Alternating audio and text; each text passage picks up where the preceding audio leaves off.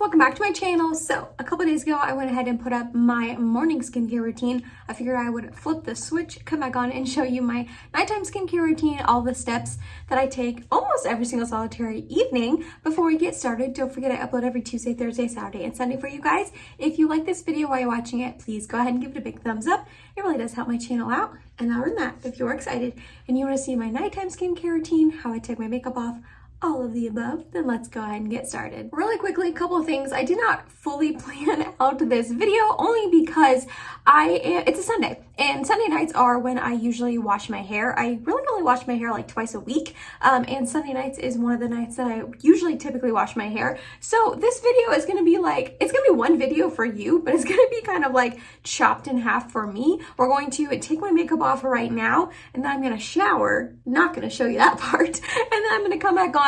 My hair will be wet, I'll have a different shirt on, and then we'll finish up the skincare routine after my shower. I know, it's kind of weird, but obviously you take your makeup off before your shower, and then you do your skincare routine after your shower, and it just so happens that I am filming this on a night that I'm washing my hair. I didn't plan that out very well, but your girl has to film when she can film, so that's what's happening. I wanted to give you a little bit of warning for that, for when my outfit changes, my hair all of a sudden is wet, and the camera might shift a little bit as well, because I don't want to keep my phone in here while I'm showering. It gets steamy and you know what I mean.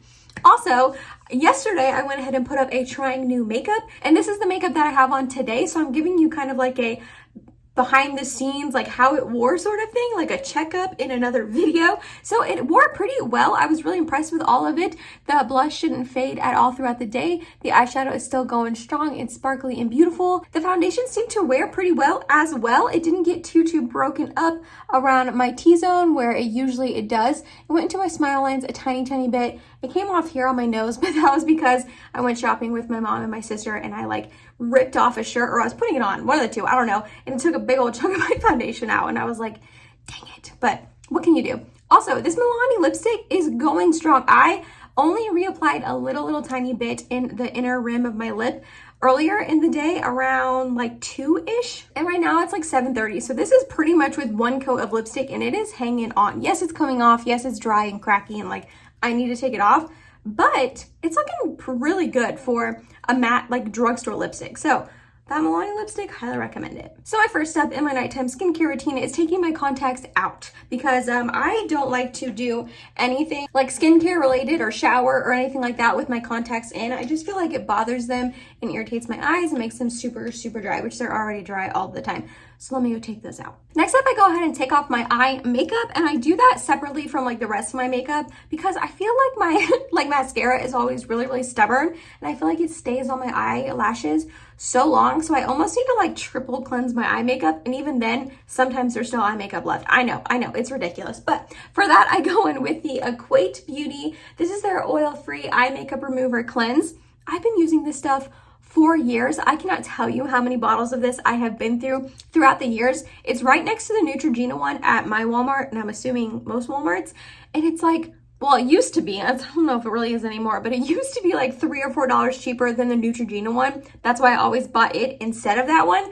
Now I think it's probably like creeped up a little bit, like it has gone up in price over the last couple of years, but that's all right. It's still pretty affordable, and a bottle like this lasts me for quite a while. So I just shake it up. I kind of shook it up before I brought it on camera, but before you shake it up, it is separated. You want to make sure you are shaking it up. And then I use my Shiseido cotton pad that I always buy during the Sephora sales. I love these. I just get a little bit on and I just rub pretty gently. Honestly, I'm more aggressive with this step than I probably should be, but I just take off my eye makeup, try to get all of it, try to rub in my base of my lashes to get all my mascara out. And then I go look up and go up under that to try to get it all. And then I flip it over. This is probably way more detailed than you guys even care about. And I do the same thing on this eye. So now that I'm looking rather interesting, I'm going to go in and take off the rest of my face makeup. I do double cleanse, so this is going to be my first cleanse. For that, I love a cleansing balm or some type of cleansing oil. I've used the Dermalogica cleansing oil in the past and really enjoyed it. The Go Molecules cleansing balm, the Pharmacy Green Clean is really good. I'm trying to think of other ones I've used. Of course, I'm blanking. But the one I'm using right now, and one that I've been using for quite a few years and I really do enjoy, is the Clinique Take the Day Off Cleansing Balm. So I just scoop up a little bit. I get about that much. If you've never used a cleansing balm, these things are awesome. You just rub it in between your hands and it becomes like super emollient. And then you just rub it on your face and it breaks down all of your makeup. It's insane. I don't know really how it works. I don't know what type of technology or ingredients goes into it that makes it break it down so much, but it's pretty nice. So I just rub this all clean. I make sure I get my eyes again, my eyebrows, because usually there's like quite a bit of pencil or like gel in it or anything like that. I'm gonna get my lips. And I do usually take it down on my neck as well because I tend to bring foundation down on my neck to make it match. So, do I look pretty or do I look pretty? Next up, I take a makeup eraser. I went ahead and got this wet with hot water and I just start rubbing it all over my face and taking it off. I just got that cleansing balm all in my mouth since I was like talking while it was on there. This is the part that I'm probably way too rough at, so please don't judge how rough I'm being right now. I know I need to be gentler, more gentle, but I just feel like it doesn't all come off when I'm like super gentle, you know what I mean? I know I'm giving myself wrinkles. Some of you are probably screaming at the screen right now, like, be more soft and gentle, but I don't know how, guys. I love these makeup erasers. You don't have to use a cleansing balm or a cleansing oil with these. They will take your makeup off on their own as long as you like get them wet with warm water. I just am like a freak about taking my makeup off and I want to make sure every single solitary little speck of makeup is off my skin. So that's why I do as many steps as I do with the eye makeup remover and then the cleansing balm and then the makeup eraser. I just really want to make sure all of my makeup is gone. I do end up doing a second cleanse as well. I'm going to do that in the shower, but I will come back on and show you what product I use for that. I have like a La Roche-Posay cleanser in there that I use that I'm really enjoying. So I'll show you that after I'm done. So now I'm going to go shower. I will come back on with wet hair and a different outfit, and we will continue and finish up this skincare routine. So I'll be right back. Alrighty, I am back. I took a shower, I took a dessert and laundry break. So my hair is drying a little bit, but freshly washed hair. I'm gonna throw it up in a ponytail though. So in the shower for my second cleanse, I went ahead and used the La Roche-Posay Toleraine Hydrating Gentle Cleanser. This is for normal to dry skin. I am really enjoying this. This was sent to me in PR. However, I don't think La Roche-Posay is that pricey of a brand and you can get it at Ulta. This is really nice and gentle. I don't think it would be that great at removing makeup, but since I go ahead and do like essentially a triple cleanse before I get in the shower and use it, it works out perfectly fine. It's not stripping, it's not drying. I've really been enjoying this. So once I'm all done cleaning my skin and it's nice and ready to go for my other skincare, I do go in with a toner again in my evening skincare routine. I'm going to use the same one that I used in my morning skincare routine. If you went ahead and watched that video. If you did not, I will have it linked in the eye down below in case you want to check it out.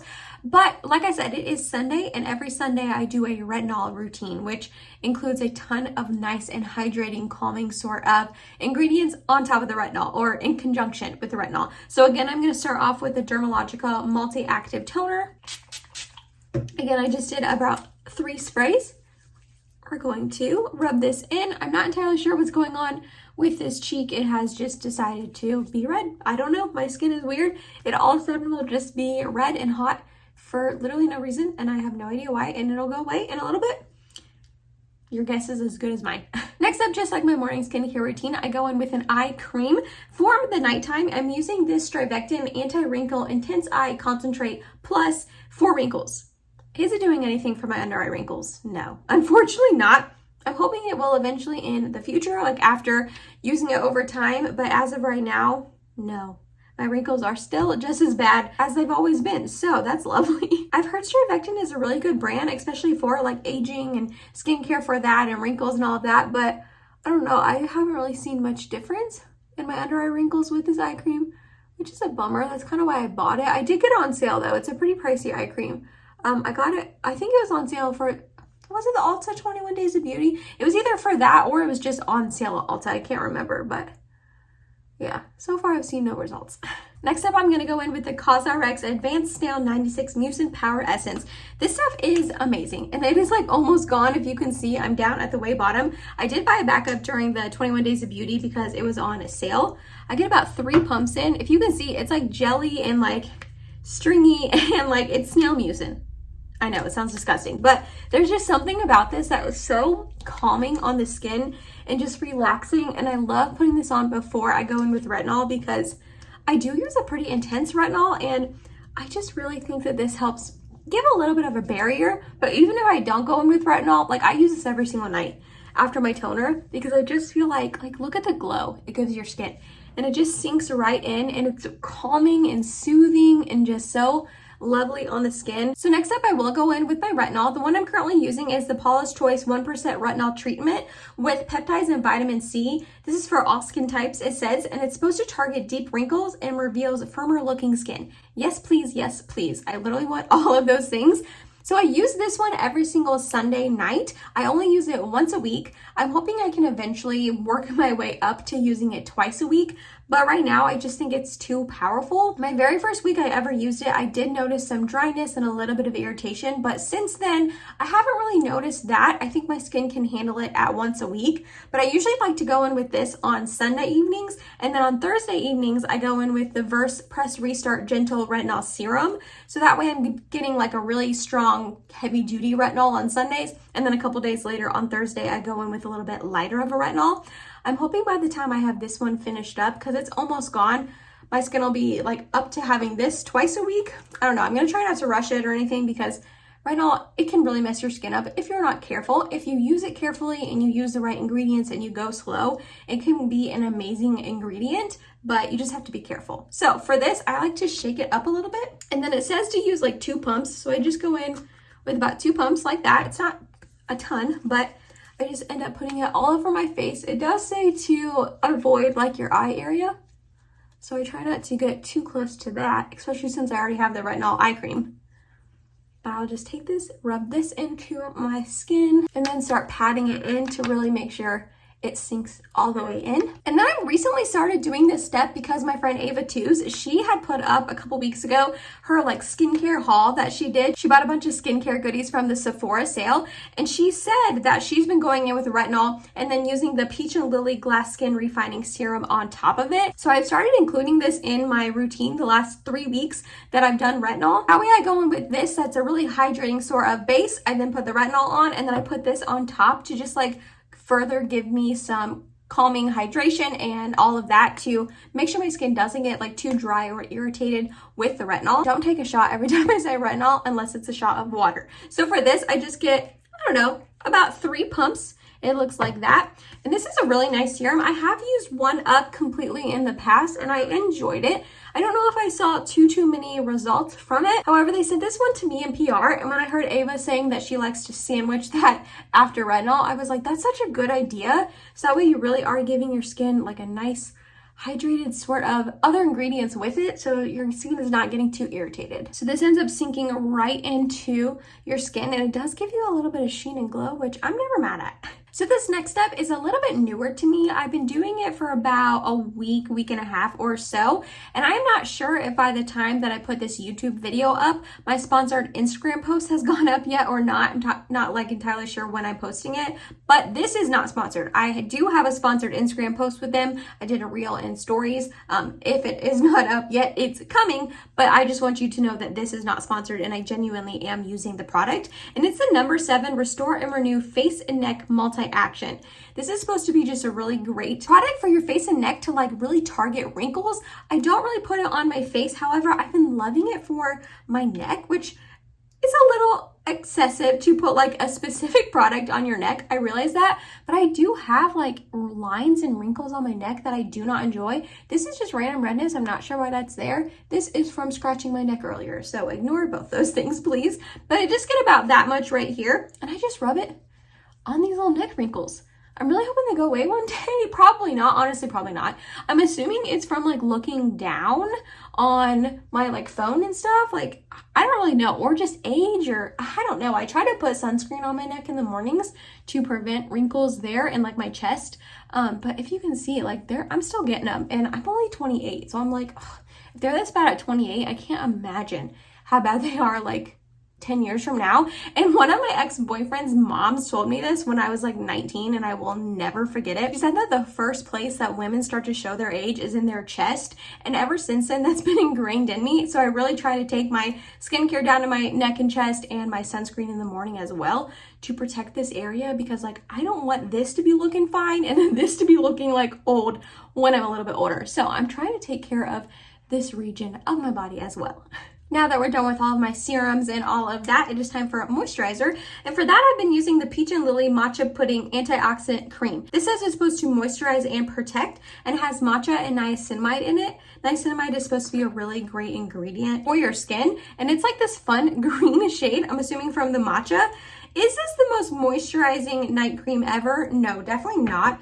I definitely prefer something a little bit thicker. However, because it is May and it's getting a little bit warmer outside, it's fine. I don't think that I would use this night cream in the winter time when I'm a little bit drier, but for like this time of year, it is fine. And by the time I finish it up, it'll still be like warm out, you know what I mean? I try to pull a little bit down on my neck as well. This was also sent to me in PR. I just want to let you know, I'm letting you know like what products I got sent in PR versus what I purchased myself.